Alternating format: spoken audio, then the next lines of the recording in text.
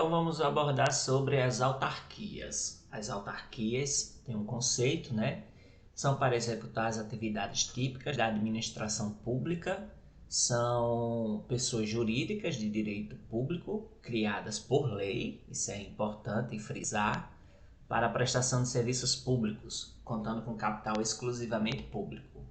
As autarquias são regidas integralmente por regras de direito público, podendo tão somente serem prestadores de serviços e contando com capital oriundo da administração direta. Então, a administração direta pode dar a verba e as autarquias executarem o serviço público. Temos exemplo aqui de autarquias como INCRA, INSS, DNR, Banco Central e etc. Características. Sobre as características das autarquias. São criadas por lei, é exigência que vem desde o decreto 6.016 de 1943 e que vai ser repetido no decreto-lei 200 de 1967 e está no artigo 37 da Constituição. A personalidade jurídica pública, ela é titular de direitos e obrigações próprios, distintos daqueles pertencentes ao ente que a instituiu. Sendo pública, ela se submete ao regime jurídico de direito público, quanto à criação, extinção, a poderes, prerrogativas, privilégios e sujeições. Então, para a pessoa entrar numa autarquia, tem que ser por concurso público, passa pelo estágio probatório, é parecido com a administração pública direta, porém, ela tem personalidade jurídica pública própria, certo? Capacidade de auto-administração, não tem poder de criar o próprio direito, mas apenas a capacidade de se auto-administrar a respeito das matérias específicas que lhes foram destinadas pela pessoa pública política que lhes deu vida.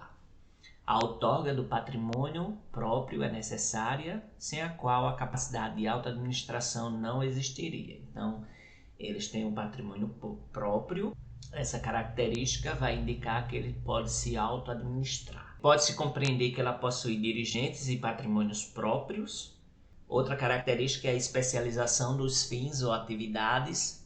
Coloca a autarquia entre as formas de descentralização administrativa por serviços ou funcional, distinguindo-a da descentralização territorial. O princípio da especialização impede de exercer atividades diversas daquelas para as quais foram instituídas. E sujeição a controle ou tarefa é indispensável para que a autarquia não se desvie de seus fins institucionais.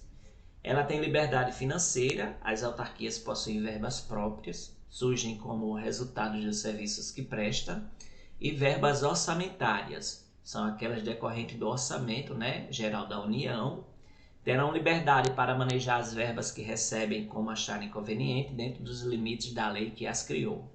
A liberdade administrativa. As autarquias têm liberdade para desenvolver os seus serviços como acharem mais conveniente, comprar material, contratar pessoal. Ela tem essa liberdade administrativa dentro dos limites da lei que as criou, com licitação. Vamos para as classificações. Há entendimentos doutrinários que apontam 3 fatores que de fato demarcam diferenças entre as autarquias. São elas: o nível federativo. As autarquias podem ser federais, estaduais, distritais e municipais, conforme instituídas pela União, Estados, Distrito Federal e pelos municípios. Ou seja, cada um ente da federação pode ter suas autarquias. Quanto ao objeto, dentro das atividades típicas do Estado, as que estão pré-ordenadas. Então, já tem autarquias pré-ordenadas dentro da estrutura do Estado. As autarquias podem ter diferentes objetivos. As autarquias assistenciais são aquelas que visam a dispensar auxílio a regiões menos desenvolvidas ou a categorias sociais específicas para o fim de minorar as desigualdades regionais e sociais, conforme o artigo 3º da Constituição, inciso 3, como, por exemplo, a SUDENE, a Superintendência de Desenvolvimento do Nordeste. Ela está bem apagadinha hoje, mas ela já trabalhou bastante para minorar as desigualdades regionais e sociais. Tem também da Amazônia, do Norte, tem todas essas autarquias para esse tipo de desenvolvimento. Isso é só um dos exemplos. Porém, há também as que classificam de acordo com os critérios abaixo: tipo de atividade, econômicas, de crédito, industriais, de previdência e assistência, profissionais ou corporativas. A capacidade administrativa, geográfica ou territorial, e a de serviço ou institucional.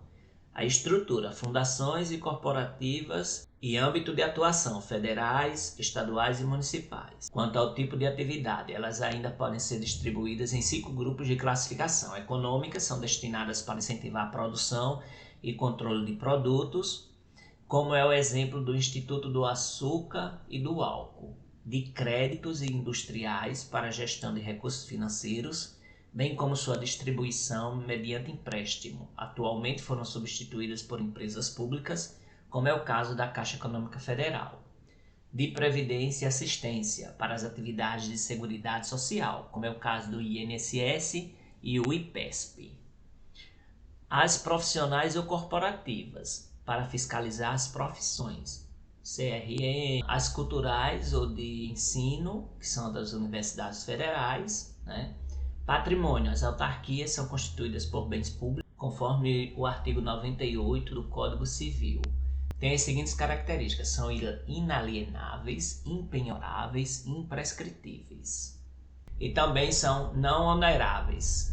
O pessoal que trabalha na autarquia, com o artigo 39 da Constituição, em sua redação vigente, as pessoas federativas, União, Estado, Distrito Federal e municípios, ficaram com a obrigação de instituir, no âmbito de sua organização, regime jurídico único para todos os servidores da administração pública direta, das autarquias e das fundações públicas. Controle judicial. As autarquias, por serem dotadas de personalidade jurídica de direito público, podem praticar atos administrativos típicos e atos de direito privado atípicos, sendo este último controlados pelo judiciário, por vias comuns adotadas na legislação processual, tal como ocorre com os atos jurídicos normais praticados por particulares. Já os atos administrativos possuem algumas características especiais, pois eles são controlados pelo judiciário tanto por vias comuns quanto pelas especiais, como é o caso do mandado e da ação popular. Necessário se faz destacar que os elementos do ato autárquico, que resultam de valoração sobre a conveniência e oportunidade de conduta, são excluídos de apreciação judicial, assim como os atos administrativos em geral, que trazem o regular exercício da função administrativa e são privativos dos seus agentes administrativos. Fórum dos litígios judiciais. A fixação da competência varia de acordo com o nível federativo da autarquia, por exemplo, os litígios comuns, onde as autarquias federais figuram como autoras, réis, assistente ou oponente, têm suas causas processadas e julgadas na Justiça Federal. O mesmo foro apropriado para processar e julgar mandados de segurança contra agentes autárquicos. Quanto às autarquias estaduais e municipais, os processos em que encontramos como partes intervenientes terão seu curso na Justiça Estadual Comum, sendo o juízo indicado pelas disposições da lei estadual de divisão e organização judiciárias. Nos litígios decorrentes da relação de trabalho, o regime poderá ser estatutário ou trabalhista, certo? Então, nas autarquias pode ser o regime de trabalho estatutário ou trabalhista. Trabalhista com CLT. Estatutário é da administração direta. Sendo estatutário, o litígio será de natureza comum. As eventuais demandas deverão ser processadas e julgadas nos juízos fazendários. Porém, se o litígio decorrer de contrato de trabalho firmado entre a autarquia e o servidor, a natureza será de litígio trabalhista, sentido estrito, devendo ser resolvido na Justiça do Trabalho, seja a autarquia federal, estadual ou municipal. Responsabilidade civil. Prevê a Constituição que as pessoas jurídicas de direito público respondem pelos danos que seus agentes nessa qualidade causarem a terceiros. A regra contida no referido dispositivo consagra a teoria da responsabilidade objetiva do Estado, aquela que independe da investigação sobre a culpa na conduta do agente. Prerrogativas autárquicas. As autarquias possuem algumas prerrogativas de direito público, sendo elas imunidade tributária, previsto no artigo 150, parágrafo 2º da Constituição Federal, veda a instituição de impostos sobre o patrimônio, a renda e os serviços das autarquias, desde que vinculados às suas finalidades essenciais ou às que delas decorram. Podemos assim dizer que a imunidade para as autarquias tem natureza condicionada, impenhorabilidade de seus bens e de suas rendas. Não pode ser usado um instrumento coercitivo da penhora como garantia do credor. Imprescritibilidade de seus bens, caracterizando-os como bens públicos, não podem ser eles adquiridos por terceiros através de uso capião. Prescrição quinquenal. Dívidas e direitos em favor de terceiros contra autarquias prescrevem 5 anos. Créditos sujeitos à execução fiscal. Os créditos autárquicos são inscritos como dívida ativa e podem ser cobrados pelo processo especial das execuções fiscais. Presunção de legitimidade de seus atos administrativos, principais situações processuais específicas. As autarquias são consideradas como fazenda pública, razão pela qual, nos processos em que é parte, tem prazo em dobro para recorrer. Artigo 183 do NCPC. Elas estão sujeitas ao duplo grau de jurisdição. A defesa de autarquia em execução por quantia certa, fundada em título judicial, se formaliza em outros apensos ao processo principal e por meio de embargos do devedor. Artigo 183. A União, os Estados, o Distrito Federal, os municípios e suas respectivas autarquias e fundações de direito público gozarão de prazo em dobro para todas as suas manifestações processuais, cuja contagem terá início a partir da intimação pessoal. A intimação pessoal far-se-á por carga, remessa ou meio eletrônico. No parágrafo 2º, não se aplica o benefício da contagem em dobro quando a lei estabelecer de forma expressa prazo próprio para o ente público. Chamamos a atenção com relação aos prazos. A redação do Código de Processo Civil de 1973 previa prazo em dobro para a Fazenda Pública e o Ministério Público se manifestarem e prazo em quádruplo para recorrer. Com o novo Código de Processo de 2015, esse prazo sofreu modificações, de forma que o Ministério Público, a Fazenda Pública e a Defensoria Pública gozam de prazo em dobro para manifestação nos autos, exceto nos casos em que a lei estabelecer, de maneira expressa, outro prazo específico para esses entes. Entretanto, esse benefício da contagem de prazo em dobro não se aplica ao ente público, Ministério Público ou Defensoria Pública, quando a lei estabelecer de forma expressa prazo próprio para o ente público, artigo 183, parágrafo 2º do novo Código do Processo Civil.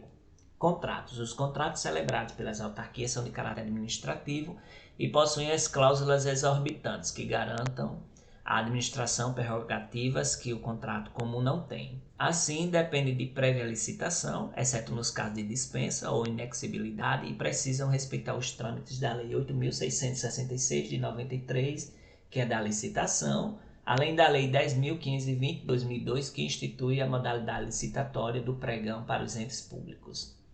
Isto acontece pelo fato de que, por terem qualidade de pessoas jurídicas de direito público, as entidades autárquicas relacionam-se com as particulares com grau de supremacia, gozando de todas as prerrogativas estatais. A autarquia de regime especial é toda aquela em que a lei instituidora conferir privilégios específicos e aumentar sua autonomia, comparativamente com as autarquias comuns, sem infringir os preceitos constitucionais pertinentes a essas entidades de personalidade pública. O que posiciona a autarquia de regime especial são as regalias que a lei criadora lhe confere para o pleno desempenho de suas finalidades específicas.